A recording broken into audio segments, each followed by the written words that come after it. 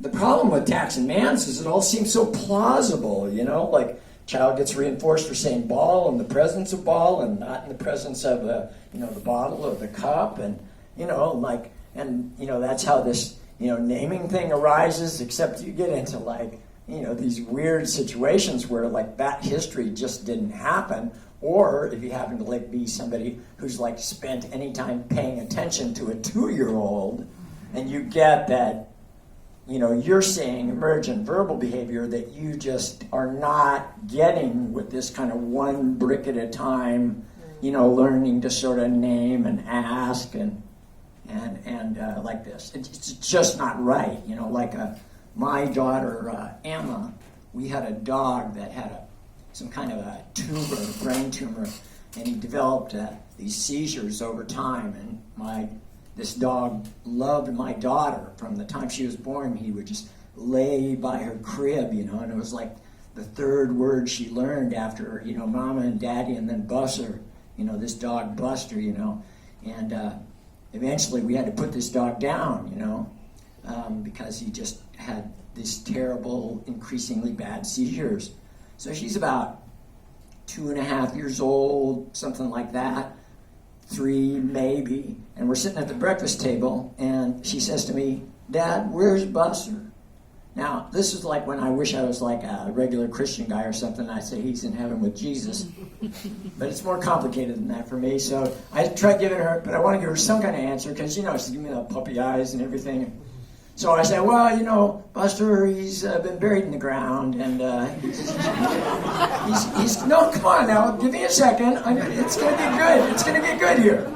And he's growing up into the grass and the trees, and she's like not interested in this kind of, you know, animism and re-risen into the grass and trees, but she is interested in the buried part, right? And she says in the dirt, and I'm like, yeah. And she says, she says in the sand.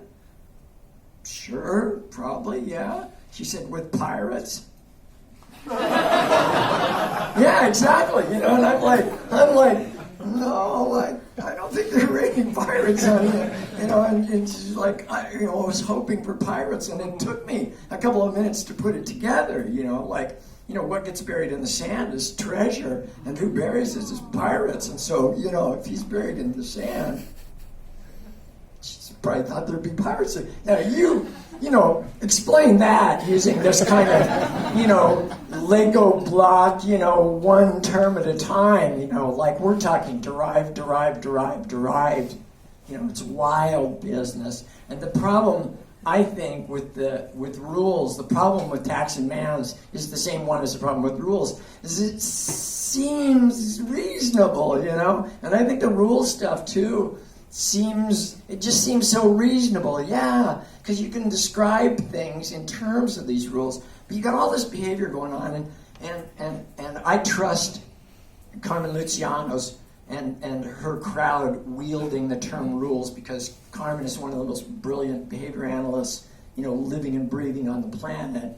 But I worry about our talking about these things in terms of rules, because just because I can describe something in terms of a rule doesn't, and I don't think Carmen would claim that it is so, that the person has to say, okay, the rule is da-da-da-da-da, and make some sentence about it. Probably not in that experiment, even, that really constrained situation, and certainly not, you know, when you're out there trying to figure out how to be a mom or a dad or a sister or a friend or something like that. All right. It gives me some pleasure to know that if I crowd anyone out, it won't be any of the youngsters. This talk started, I don't know where it started. Steve and I have been nerding out on theoretical stuff for like really a long time, and this is just like another iteration of that. When I was nerding out trying to sort out this definition of values that you'll find in Mindfulness for Two.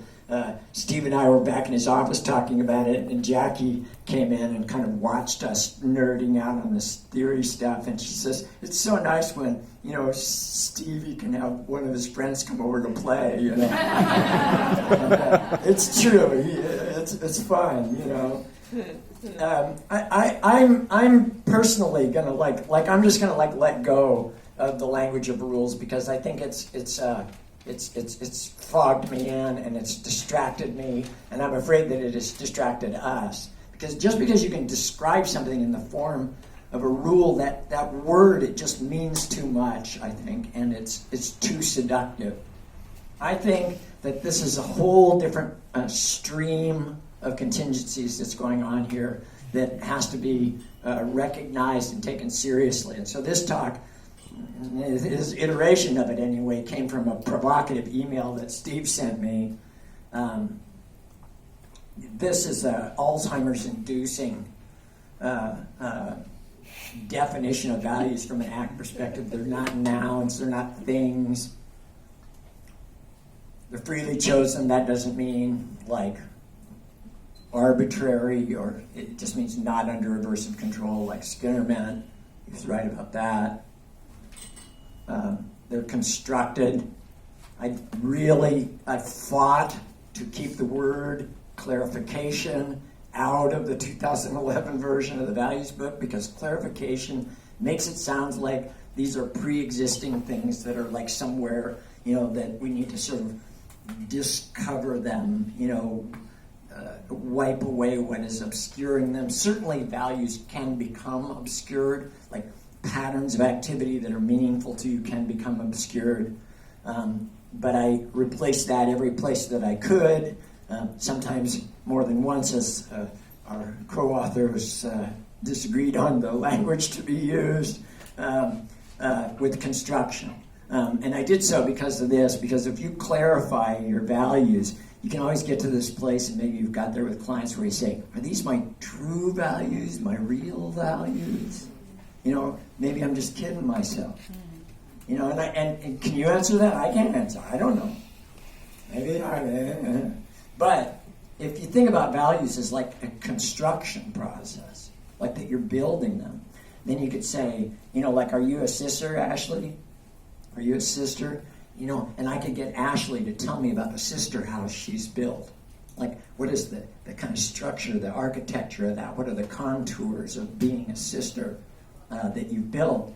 But you wouldn't say, is this my true house? No, you'd say, this is the house I've built. And you could say, do you like your house? Would you like it to have a different shape? Are you happy with the house that you have? No, I'd like a little more light in this room. I'd like it to be a little more open in this part. And we'd be into this active process. And the construction language highlights, this ongoing and evolving aspect of values that is the one that interests me when I'm talking to clients or thinking about my own life. They're patterns, not individual. And the last one is the important one. I can't believe it. It's sort of on-time-ish. That's really unusual for me. Probably, I think the most essential piece of this, and it's what I mean by contingencies of meaning, is that when we're talking about values, like clinically, clients are very often, they're good on like goals, endpoints, outcomes. I want to get married, I want to, these things. And, that may or may not happen, right? Or they're in a situation where, sometimes the bell can't be unrung. Like somebody's children have been taken away from them, they're never going to get them back, sometimes you're mean to your brother, and you don't get to see him and tell him that you love him before he ends his own life. Well, does that mean that you have to stop valuing being a brother? Not in my world. I'm being that brother right here today. Right?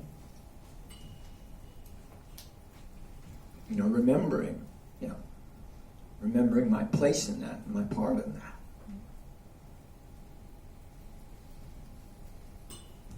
And I think that if Randy could, see what I've done with that, that he would feel like that the pain was worth it.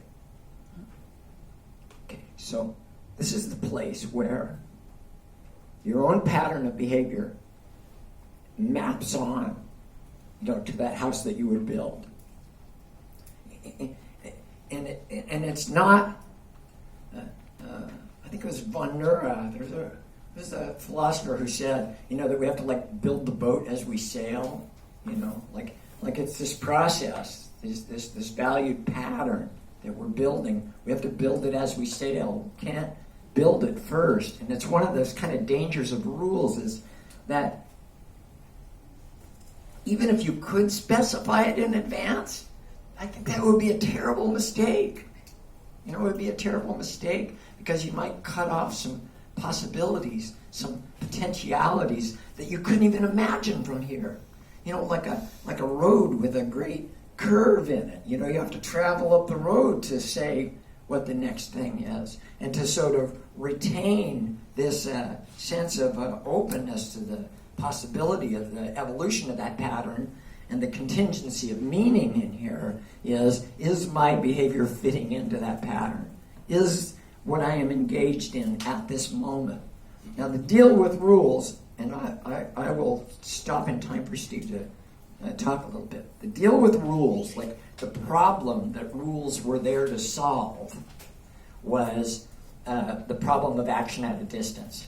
It's an old philosophy problem, like something happens at this point in time, and then something happens later, and we like it if they're all pushed up against one another. So, we moved this billiard ball, and that billiard ball moved, and it's because they're touching. But if you got one billiard ball over here, and you move it like this, and then this one moves, that's the devil, right? Action at a distance. So you got to start putting stuff in between those billiard balls, right? And so you can see it. The Greeks were trying to solve it, like little tree until the one whacked you in the eye, and that's how you see the tree. How do you see the tree? The tree's over there, and your eye's over here, and it's like filling in those gaps. Rules are like that. They were to make distal reinforcers, or what Skinner called defective contingencies. So where the reinforcer would be either too small and incremental to change behavior, or too distal. It's too far out in time. What this does is it brings the reinforcer, the reinforcer is not later. It's the moment that I find my own behavior setting in that pattern. There's one other thing I want to say about this. It's not the meaning of the thing, it's the meaning of the thing. It's not the door, it's the meaning of the door. And just add one thing and then I'll give the mic to Steve. These valued patterns that I'm talking about are discriminable, but not necessarily describable. Not necessarily describable, or not wholly describable, I suspect. And I don't mean to go all mystical on you here. Do you know the smell of a rose? Do you know the smell behind a baby's ear? Can you give me a rule so that I can know the smell behind a baby's ear or the smell of a rose? No, you can't. But you could describe conditions that would cause me to be able to make that discrimination. You put a baby under my nose and you put a cup of coffee under my nose, right? And this is what I'm doing in therapy. I'm trying to accomplish with clients, what I'm trying to accomplish in my own life is to describe conditions, to set conditions that can reliably put people in front of circumstances where they can get a sense, a felt, known sense, sometimes described, at least partially, sense of the way their own behavior fits with the trajectory that they want to take. And with that, I'll give it to Steve.